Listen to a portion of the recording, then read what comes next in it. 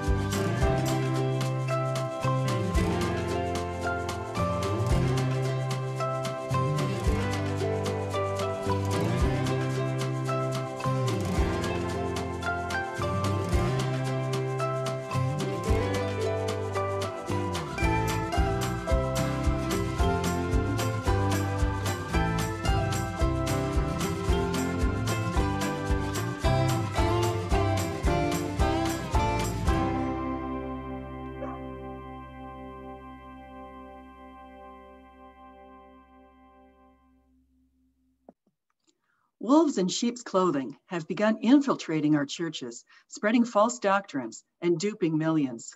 Without even realizing it, Christians may slowly find themselves falling prey to their idealistic gas.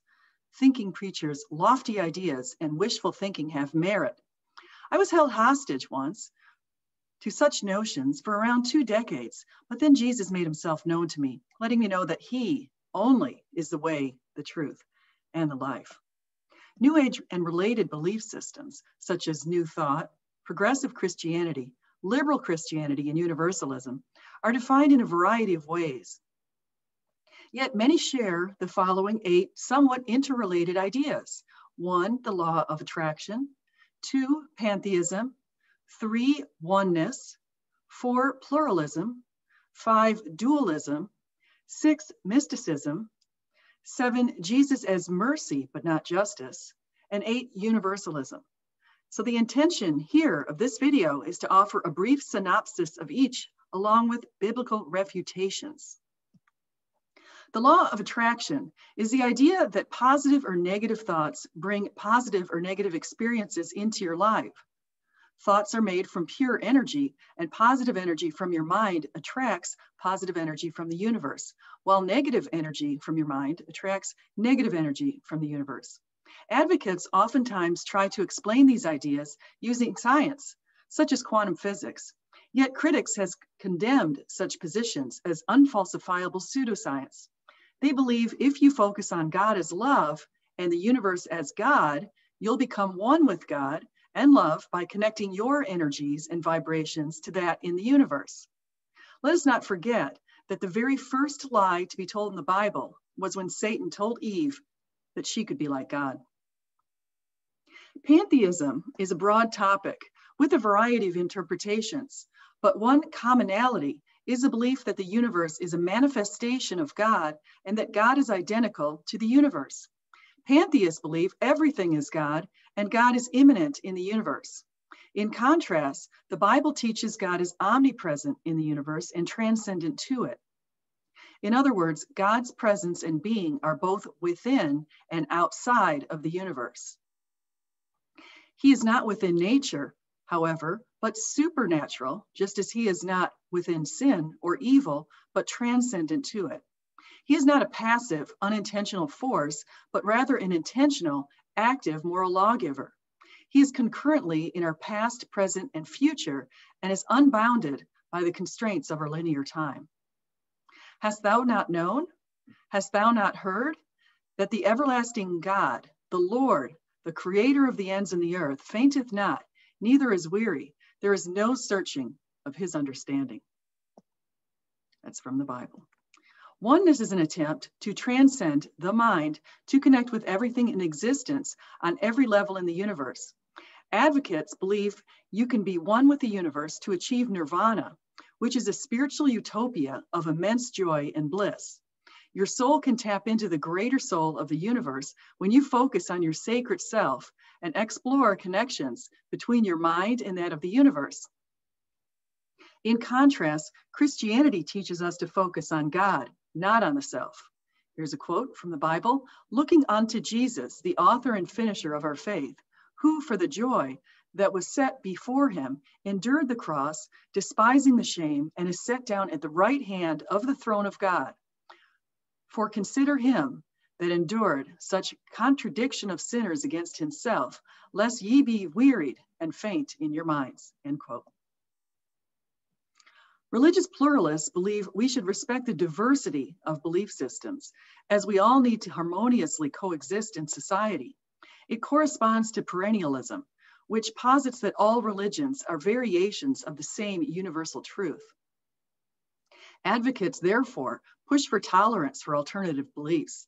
In contrast, Jesus is exclusive, calling us to bear our own crosses and follow him. Here's a quote: "Jesus saith unto him, I am the way, the truth, and the life. No man cometh unto the Father but by me." Dualism is a belief that good and evil are equal and at odds with one another in a yin versus yang sort of way. In contrast, the Bible indicates love is superior to evil, and evil is a corruption of the good. God made us good, but he also gave us free will and the capability to sin, which corrupts our nature. Recall that Lucifer was made beautiful and good, yet he became prideful, desiring to equate himself with God. He and his angels corrupted love, which necessarily led to their fall from heaven. Mysticism is defined by Google as the belief that union with or absorption into the deity or the absolute or the spiritual apprehension of knowledge inaccessible to the intellect may be attained through contemplation and self-surrender. This view harkens back to the Garden of Eden, where Eve was tempted by Satan, who told her she could acquire forbidden knowledge of good and evil. Christianity teaches us that God, knowledge of God, is given in the Bible and through God, not by our introspective reflections of our own minds.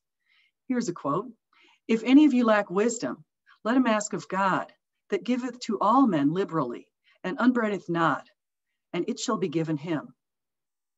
The next belief is Jesus as mercy, not justice. Because people may not want to accept accountability for their own trespasses, they invent their own Barney-like version of Jesus.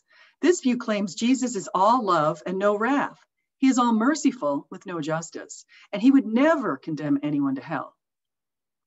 This view contradicts numerous biblical passages about God, which I will show you in a moment, who's our divine moral lawgiver, who gave us our conscience so we can recognize right from wrong. C.S. Lewis pointed to the flaws in thinking God's moral law is about making us happy and our lives easy. He says, "There is nothing indulgent about the moral law. It is as hard as nails. It tells you to do the straight thing, and it does not seem to care how painful or how dangerous or difficult it is to do." Here's a quote from the Bible: "He that believeth on the Son hath everlasting life, and he that believeth not the Son shall not see life, but the wrath of God abideth in him." Universalism. People who endorse universalism believe everyone will eventually make it to heaven, regardless of whether they have repented of their sins or believed in Jesus while on earth.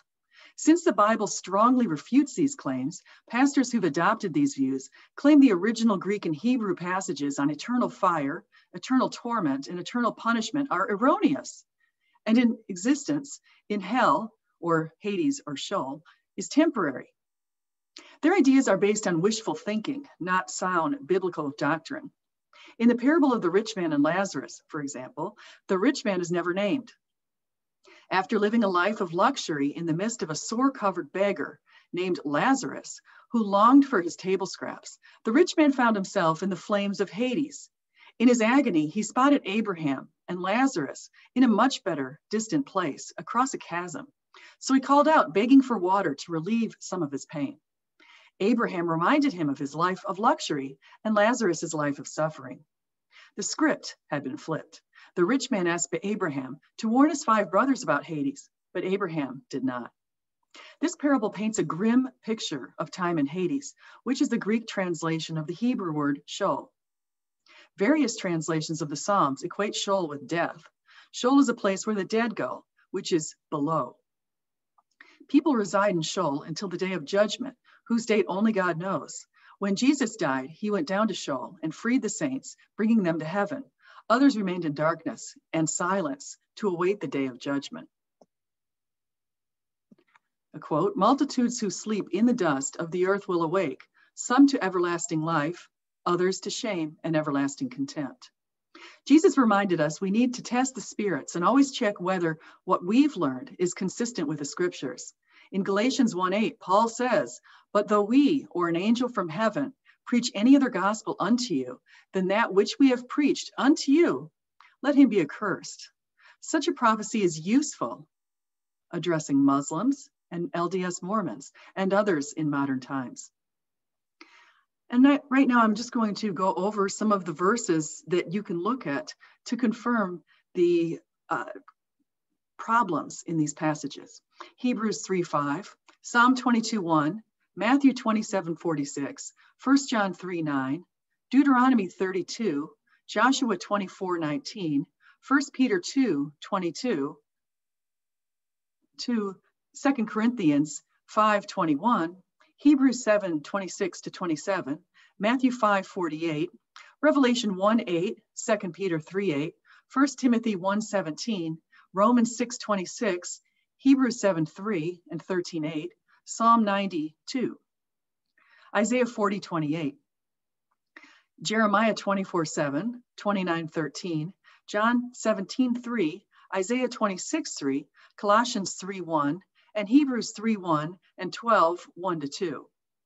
And then Hebrews 12:2-3, Matthew 7:13 and 7:21, Hebrews 6:4, Romans 1:20, Luke 14:15-24 and 16:19-31, John 14:6, Ezekiel 28, Genesis 2:4-3:24 and 6:1-4, Colossians 1:10, 2 Peter 3:18, 1 Timothy 2:4, 1 Peter 1:2-3, James 1:5, Proverbs 2:6, Psalm 119:9, John 1:1, Jeremiah 29:13, 1 Corinthians 2:10, James 1:5, Romans 1:20, 2:6-10 and 5:12, 2 Thessalonians 1:9, Acts 3:19 and 6:23, Matthew 25:46, Galatians 6:7, Psalm 145:20, Romans 2:15, John 3:36, Matthew 10:28,